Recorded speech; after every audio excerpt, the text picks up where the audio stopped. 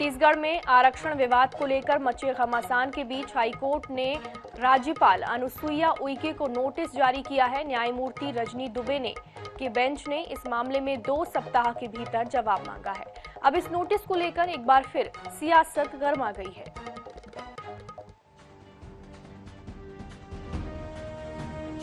आरक्षण संशोधन विधेयक पर 2 महीने के बाद भी हस्ताक्षर नहीं हुए हैं।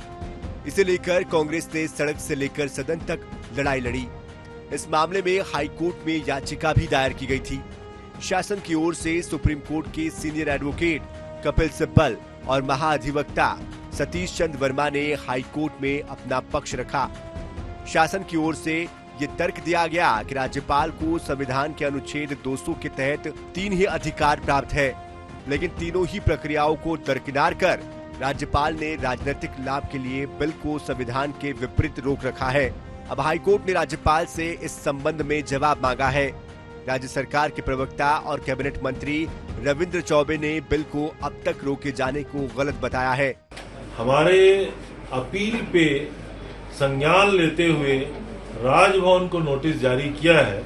इससे प्रदेश की जनता को भरोसा हो गया है कि आने वाले समय में सरकार के द्वारा जो लिया गया निर्णय है उसके पक्ष में ही माननीय उच्च न्यायालय से हमको रास्ता मिलेगा। वहीं दूसरी तरफ पूर्व मुख्यमंत्री डॉक्टर रमन सिंह ने कहा कि राज्यपाल हाई कोर्ट में जवाब देगी। डॉक्टर रमन सिंह ने एक बार फिर 56% आरक्षण को रद्द किए जाने के बाद 76% को स्वीकार किए जाने को लेकर सवाल उठाया है। हाई कोर्ट के फैसले के आधार पर तो रुका हुआ है। हाई कोर्ट ने 56% को रोक दिया। जब 56% को रोक दिया तो फिर 82% कैसे वैलिड होगा? ये तो सवाल उसी में था, उसी में प्रश्न छिपा है। और वो हाई कोर्ट का ही फैसला था। 56% को निरस्त करने वाला हाई कोर्ट है ना। जब हाई कोर्ट में 56% को निरस्त कर दिया तो फिर 82% वैलिड कैसे होगा? आरक्षण संशोधन विधेयक में हस्ताक्षर नहीं होने की वजह से पूरे प्रदेश में भर्तियां प्रभावित है। परीक्षाओं पर भी इसका असर पड़ा है।